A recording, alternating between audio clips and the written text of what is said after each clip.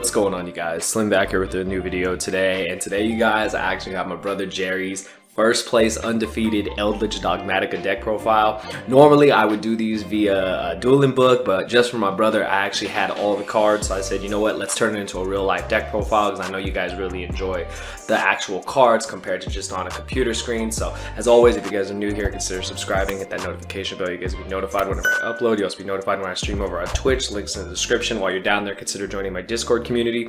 If you want to purchase any of the cards that I show today or cards in general, please use my TCG player link as well as my Gem Accessories affiliate link. A portion of what you spend on either of those sites will go back to the channel. It helps me out and I really do appreciate it. And last but not least, if you further want to support me in the channel, consider becoming a channel member by clicking the join button or by becoming one of my Patreons. With all that out of the way, you guys, my brother's been on a roll. He always plays crazy decks. I know Eldritch Dragoon is not really a crazy deck, but his approach to it was very different. He always likes to stir things up when he plays his decks. Like, I'm never gonna get a generic deck list from him, like, ever. I don't think he's ever submitted a generic list. Like, he always makes changes. He always plays 42 cards. He always does like all these crazy things, and it always works for him. So, you know, shout out to you, bro. You know I love you. Stuff is just great. So for you, I have all the cards and we're gonna get into it. Hopefully you guys enjoy. Be sure to smash that like button. This will give you guys another deck that you guys can play in this format if you're not trying to play Dragon Link and stuff like that. So on to the main deck. The Eldritch cards, of course, is the most standard stuff. The 2 Golden Lords, the 3 Eld Lands, you've got the 3 Scarlet Sanguines, 3 Conquistadors, and he went all the way with 3 copies of Haquero, and then the 1 of White Destiny. So that's like, I guess, the little like thing that's not normal in most Eldritch decks, but I do like that he is playing either one of the White Destiny or the Black Awakening. This lets you special summon a zombie from your hand or graveyard. So, I mean, it does have some versatility. I don't know which one is better, honestly. Like, some players like to debate back and forth. But, I mean, if it works for you, it works for you. So, it's just a very standard Eldritch engine with, like, 1 extra card. So, it's perfectly fine. He is playing Dragoon, so you already know you got to play the Dark Magician, you got to play the Red Eyes, and he does play just the 1 Red Eyes Fusion. Yeah, you don't need to bog down with any more copies of Red Eyes Fusion. Like, you're not really trying to, you know, max it out compared to, like, your other cards. This is just an added card you can use, and it's just, obviously, Dragoon is just still stupid in this format, so it's just really nice to have, so that's pretty standard. And then he does play hand traps, so that's where this deck is different. Normally, the Eldritch decks that play Dragoon don't really play hand traps, but this one does, because that way you can at least combat the meta. Dragon Link is everywhere, Prank Kids is everywhere, like all these decks in the format are everywhere. You need to have hand traps in order to combat what your opponent's doing. So he is playing hand traps, he is playing 3 Nibiru, he is playing 3 Ash, and my personal favorite that he's playing in the main deck is actually 3 copies of Droll. Droll is really, really strong. Again, I've always said whenever Droll and Lockbird shows its ugly head, like, you already know the format is crazy, and Droll is just great. It's busted against Dragon Link. It's insane against Shaddoll Invoked. Like, any Invoked deck in general, the Dogmatic version especially, gets absolutely destroyed by Droll. So Droll is fantastic. It basically makes the opponent skip their turn and just pass. So it's pretty crazy, but yeah, I like his hand traps. He went with the 9 hand traps. So very, very nice. And then he's got a 3 Pot of Prosperity. This was, I'm going to say, was pretty spicy. Normally in an Eldritch deck, a lot of times you just kind of play the Pot of Extra, or you don't even play a pot at all, but it makes sense to actually play this pot in the deck. He is playing, of course, only the 1 copy of Dragoon in the extra deck, so this way you can decide what you want to banish, and this card just helps you just dig, and I mean, this card is great. Like, having a Pot of Duality that doesn't limit you is insane, so I really like that in the main deck. And then his traps, like, he does play a big, heavy, like, trap light up. He has all 6 Solemns, actually. I found this really interesting. This is just a very controlled aspect deck. Like, you go first, you set your Solemns, you're good. You go second, you can break a board with Strike. Judgment, obviously, is only good going first, but it is just a very solid card for when you do go first.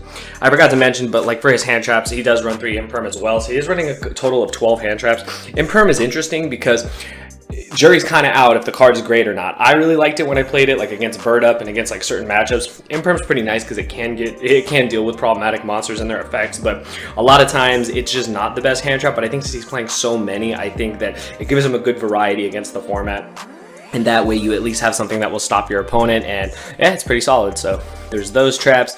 And then his last traps, he is playing 2 Torrential and 1 Imperial Order. If you notice, he's barely playing any spells. Order is just insane against Dragon Link. It's insane against almost any deck, because most decks just rely on spells anyway, so it's pretty nuts. And then the 2 Torrential is nice, just the field clearing is nice. Dragoon plus Torrential, you laugh at your opponent, because literally Dragoon doesn't die, so it's kind of crazy. And yeah, that's how he rounded it out to 42 cards. That's his number.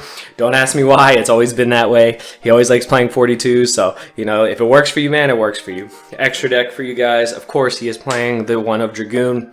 This card is still around. How much longer it'll be around? It's hard to say.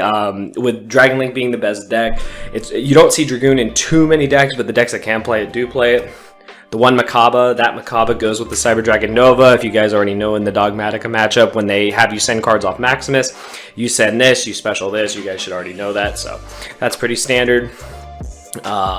You've got the one Pallades, you make it with your Golden Land monsters, and then he does play actually the Gustav Max and the, what do you call it, the Libe. Like, this thing is like crazy. Like, I don't know how often this will come up to get 2 Golden Lords, but if you do have them, you know, you could punch for like 7k if they're at 35 each from coming out of the graveyard, or even 5,000, deal 2,000, or do this, it goes to 6k. Like, the card is crazy. Again, since he's playing Prosperity, he doesn't have to bog down with multiple copies, so I really like it. So, very, very solid.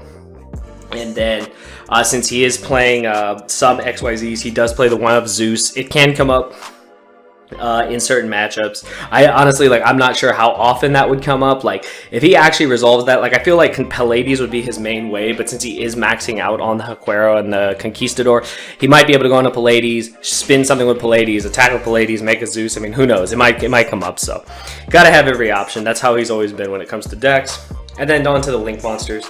He's got the one of Link Spider, that's standard for your, again, for your Golden Land cards. The one Verde, same thing.